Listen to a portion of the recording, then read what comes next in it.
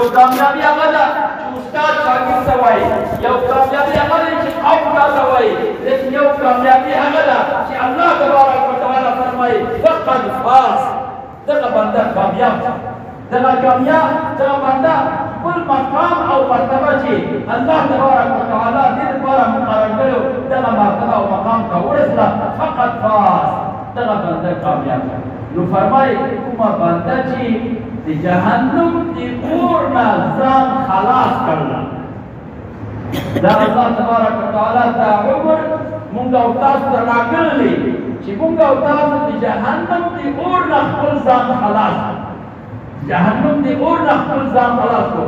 څنګه فرمایي چې کوم بنده چې د جهنم د اور نه خپل ځان خلاص کړو فقط فاز.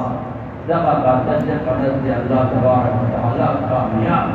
که ټوله دنیا دې بنده ته ناکام وایي دا ناکام نه ده، او کومه بنده چې جهنم د اور نه خپل ځان خلاص کړه که ټوله دنیا ته کامیاب وایي دا ناکام ده، دا پس له موت ده، یا نه کامیابي شته نه ناکامي شته. دا که په دنیا کې ژوندی ته ژوند لري، ته ژوند لري، ته ژوندی ته ځان کامیابولی شي، ځان ناکامولی شي. کوم وخت چې د مرګ راغله دنیا نه خلاص شي بیا ته یا ناکام یا کامیابي، هغې نه وروسته بیا تا دپاره بیا چانس نشته. نو ځکه فرمایي چې الله تبارک وتعالی فرمایي چې دا د دغې اور د جهنم نه او دومره سخت نبي علیه الصلاة والسلام فرمایي چې یو جهنمي ته الله تبارک وتعالی ډېر رحم وکړي په جهنمي باندې، یو پیزار ورکړي د اور نه، او دا اور چې دا خنګرو پورې دغه نه پورته نه وي، دومره قدر د خنګرو پورې بس.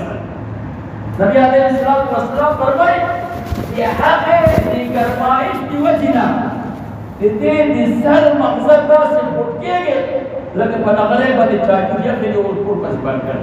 نو د دغې اور نه نبي علیه السلام فرمایي ځان خلاص کړه، ته ځان خلاصولی شي.